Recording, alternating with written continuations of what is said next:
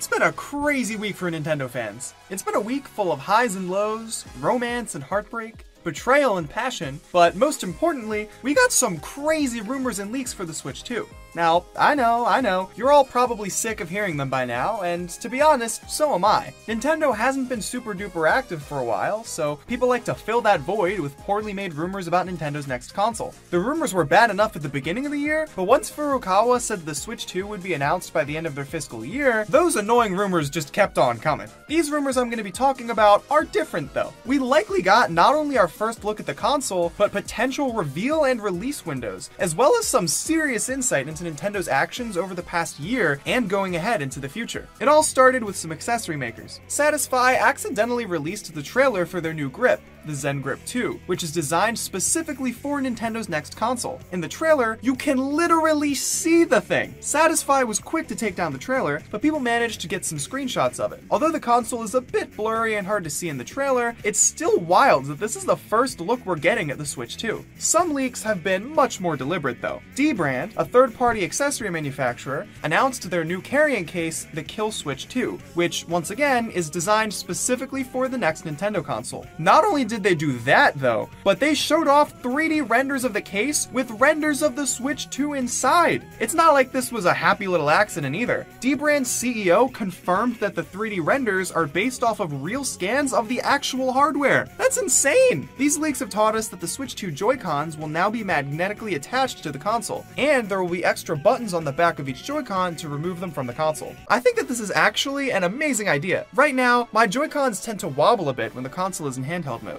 Not only that, but sometimes a Joy-Con will slide up a little bit and disconnect from the console. That's actually cost me a ton of Smash Ultimate matches. It'll be neck and neck. We'll both only have one stock, we'll both be at like 90% or something, super close, either of us could win, and then one of my Joy-Cons disconnects like that, and I die. I cannot even begin to describe how infuriating that is. The magnetic attachment should hopefully keep the controllers more secure and prevent me from losing my Smash matches in the dumbest possible way. These leaks also showed us that the right Joy-Con will be getting a new button. Beneath the home button, there is a button that looks like the capture button, but it has the letter C on it. Honestly, I'm totally stumped as to what it could be. My first guess is that it would be the capture button since there's a C there, but we already have a capture button, so who knows? My best guess is that the C button pulls up some sort of menu, kind of like the PlayStation button on the DualSense controller. It doesn't exit the game to take you all the way to the home menu like the home button does, but rather, it opens up a small menu that sits on top of the game you are playing. The wildest accessory-related Switch 2 leak I've seen, though, comes from NerdNest. He's a YouTuber that was sent a model for the Switch 2 that an accessory manufacturer used. And it's not just a slab of plastic like you'd think. No. The model is actually pretty realistic. The model has a glass screen, and the magnetic Joy-Cons actually work. It's incredibly realistic for a model. I was skeptical at first, but if you compare the model that NerdNest has to what we saw from the D-Brand and Satisfy leaks, it's the same thing. It all checks out. If you thought that the accessory-related Switch 2 leaks were crazy, you won't believe what else happened. People on Reddit have been putting out potential reveal and release windows for the next console. 3D renders of the console have leaked on Reddit, and one Redditor even claims to have the console himself. Now, of course, this stuff needs to be taken with not just a grain of salt, but a whole truck full. Still though, these leaks and rumors are actually pretty believable. Some of the 3D renders that were leaked on Reddit actually line up perfectly with what we got from the D-Brand announcement, Satisfy announcement, and from the model that NerdNest got. Not only that, but a moderator on the subreddit said that the person who claims to have a Switch 2 in their possession may not be lying. What did we get out of all of these Reddit leaks and rumors though? There have been plenty of rumors saying the same thing, but these Redditors pretty much backed up the claim that the Switch 2 will be announced in January and released sometime in June. That's not anything crazy surprising to me though. We've known since May that Nintendo would be announcing the Switch 2 during this fiscal year, which ends on March 31st. Nintendo likely wouldn't want to announce the Switch 2 this year since its announcement may interfere with holiday sales, especially since the Switch 2 can run Nintendo Switch games. But I doubt that they'd want to wait very long to announce the next console since Switch sales have been falling.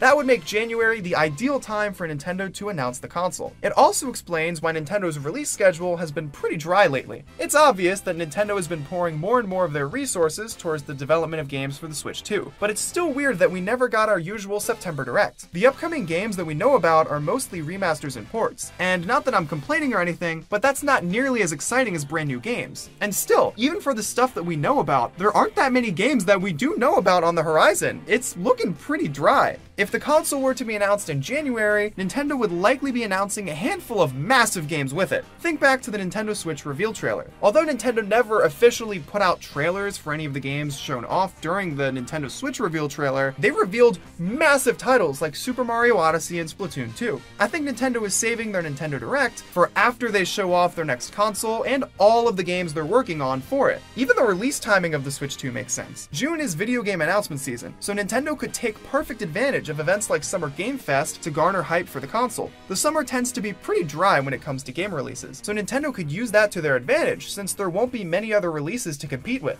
The Switch 2 will have a brand new kickstand, which I think is much needed. I appreciated the upgraded kickstand we got with the Switch OLED, and I'm glad to see that Nintendo is doubling down on that with the Switch 2. Not only are we getting the new kickstand from the Switch OLED, but we're getting one that honestly looks even better. The kickstand on the regular Switch is downright pitiful. I mean, that thing falls off all the time. It's super annoying, so I'm really glad that we're going to be getting a better one on our next console. The new console will have an LCD screen, which isn't as good as the OLED one we got most recently, but the LCD screen is actually gonna be a better version of LCD than what we got with the Switch. Plus, I don't even think it's that big of a deal. The screen is getting multiple upgrades that I think are much more important. The resolution will be upgraded from 720p to 1080p, the screen will be bigger, and it will have smaller bezels. Those are all awesome upgrades. I loved the smaller bezels we got with the Switch OLED since it made the console feel much bigger. Now the console actually will be bigger, and we'll still get those smaller bezels. The Switch 2 will not only have a USB-C port on the bottom, but there will also be one on the top, which I think is a great addition. It was a pain playing in handheld mode because I could only get so much time out of the console before the battery got low.